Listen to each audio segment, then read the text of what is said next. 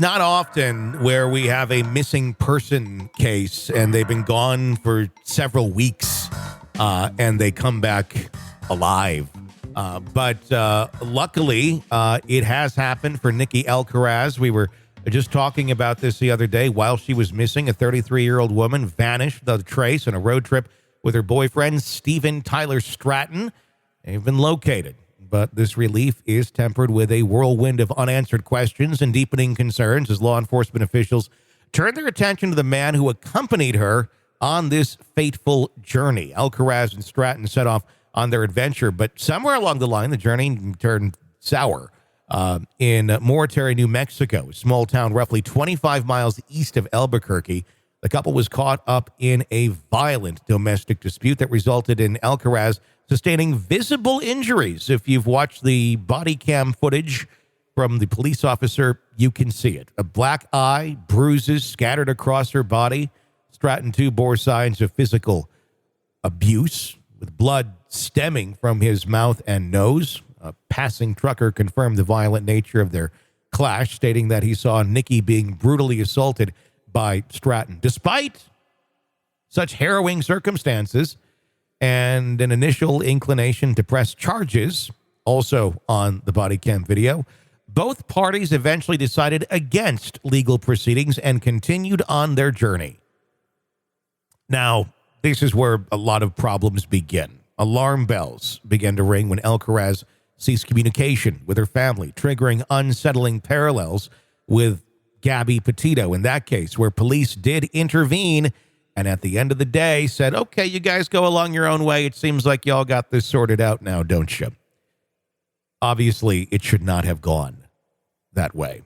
3 weeks later, after growing fears and concerns, Nikki was spotted in Redding, California, selling her cell phone at a kiosk. Following her confirmation of being alive and safe, a sense of trepidation still lingered as the couple's activities and Nikki's well-being remained very much in question. Even questioning, was it her selling the cell phone? Why would she be doing that? As the puzzle of Nikki's whereabouts gradually solved, another began to take shape in nearby Eureka, California, where local law enforcement had been conducting their own investigations. Stratton and Alcaraz, still traveling in their black Jeep, were discovered in Eureka early on Tuesday morning. A local resident recognized the couple from news coverage and dialed 911. When police arrived to conduct a welfare check, Alcaraz insisted she was fine and required no assistance. However, the authorities' focus was shifting towards Stratton. On further investigation, law enforcement unearthed an outstanding warrant against Stratton from an incident in Tennessee related to theft. With this revelation, Stratton was promptly arrested at the scene, which he should have been 3 weeks ago. His arrest was met with relief by Nikki's friends, particularly her close friend Amanda Sanders. However, Sanders expressed anger and confusion about why Stratton had not been arrested sooner when evidence of violence and an outstanding warrant already existed. Everyone is questioning that. Ding, ding, ding, ding, ding. We have a winner. It's just, wow, why? The handling of the initial incident in Mortary has also been called into question. Despite witnessing the domestic dispute and the evidence of an outstanding warrant, officers let the couple go, prompting criticism and prompting an internal review of the officer's conduct. Torrance County Sheriff David Frazee stated that in a situation as severe as this, arrests should typically have been made.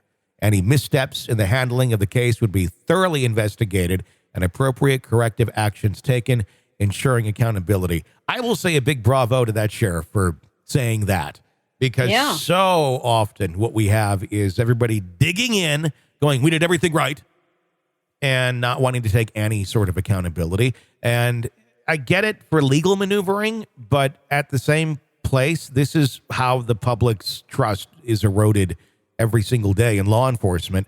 When nobody takes accountability and says, we're fallible, we messed up, shouldn't have done it that way. Here's why we thought we were in the right at the time, but you know what? We were wrong. Hindsight's 20/20, as it is for so many things in life. So bravo to the officer for saying, we're going to look into this. We're not going to let this happen anymore. While Nikki's safety has been confirmed, the incident has left an unsettling air of unease. Questions still linger. Why didn't Nikki contact her family? What prompted her to sell her phone? The focus now on ensuring that Nikki gets the support she needs during this challenging period while law enforcement continues to investigate any potential charges against Stratton. It's going to be very interesting to watch and see what exactly was at play here. I got a couple guesses. Go ahead. So I'm concerned about when they do a search of your driver's license. And I do believe I saw on the body cam footage that they did ask for his ID. Uh-huh. Why didn't they see this warrant? What failure in their system exists that wasn't flagged immediately? That obviously the whole situation that we just talked about is extremely important, that they should have made some arrests.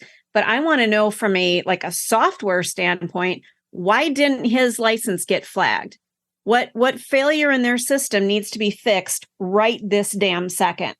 Oh, that's a good question. That and even maybe it did show up. Maybe there wasn't a failure in the actual system. It was more so a judgment call on the part of the officers who did not make an arrest at that moment in time. It could come down to something really as simple as manpower, and what does that jurisdiction believe about handling cases like this? Do they frown on bringing people in for things like this because there's only so many resources to handle them? And if both parties at the scene are saying we're good, they should have still intervened because one's going to feel it's the same thing with Gabby Petito. You get there, one's going to start feeling bad, and oh my gosh, the person that I love and has kind of brainwashed me is going to get in trouble and be arrested, and I don't want that for them because I still love them. And oh no, I'm going to say everything's okay, so they go away and everything's going to be fine now. Maybe he learned his lesson, and they usually end up dead. And they'll change. Yeah, that's typically the thinking. I don't know what obviously the situation is here between these two. If you're to make some judgment calls simply by, looking at them and seeing some of their responses and the way that things were being handled, I'm going to guess there's some drug addiction issues going on here and probably some very horrible behavior, probably very abusive behavior, certainly on the part of him that was witnessed by a truck driver who called 911. Maybe there's both. It's going both ways. I don't know, but there's probably a lot of control here if she chose to not reach out to her family or was not able to or allowed to or prevented from reaching out to her friends and family, who she does clearly have a group of people that do care about her and wanted her back safely. So I don't understand. You just said it, I think, that, maybe she wasn't being allowed to reach out to family and friends. Mm-hmm. But that's frightening to me. That should have triggered a whole bunch of need to find these people. And then when they were found, we've got a problem. There's so many failures here. There's just so many. Why the arrest wasn't made initially, that would have solved all of this. Yes. And it seems like such a simple thing to have taken place. But again, everything I talked about, those are a lot of the reasons sometimes why officers don't make those calls, because they're damned if they do, they're damned if they don't. You're talking about people's civil liberties here, and everybody seems to have a different definition of what exactly that means. Should you step in when someone clearly looks like they're being abused? Obviously, the answer is yes. But others could argue and say, well, they're figuring it out on their own. They don't need the outside intervention on this or that. You're violating their rights. It's always better to err on the side of caution. If you're violating the rights, they go downtown and they're released the next day. There was plenty of things you could have put them into a 24 or 48-hour hold on that initial call to let things calm down. And not go more out of control. And they're very lucky. She's very lucky that this did not turn into a homicide where they're searching for a body, which quite honestly is where I thought we were going to be at this point in the week. I didn't think that we were going to be continuing to look for her as a missing person and more so of a recovery effort at some point. But well, the fact that she was missing for so long, again, what the hell? Where were they? What was happening? Let's fill in the gaps. I want more information. Lots of questions to be answered about them. the people making choices and decisions? How much was this a situation where she was not making choices and decisions and essentially being held captive? Well, it's easy for us to go and put the blame on him, but we really don't know much of anything yet. But it will be interesting to take a look at that and see that. And for the love of God, can this please be another lesson for police departments on this sort of thing with domestic abuse going on? When you see it happening in front of you, you have the abuse victims in front of you. For the love of God, fucking do something. Murder in the morning from the Hidden Killers podcast. You want to weigh in on this or any of the cases we're following? The phone number is 888-554-5537. 888-5-KILLER is the number. And if you'd like an ad-free experience of the show and get access to all of our podcasts on the True Crime Today Network, press subscribe on Apple Podcasts to the premium membership. You get access to all that, and you can start binging away right now. For Stacy, I'm Tony Bruschi. Stay with us.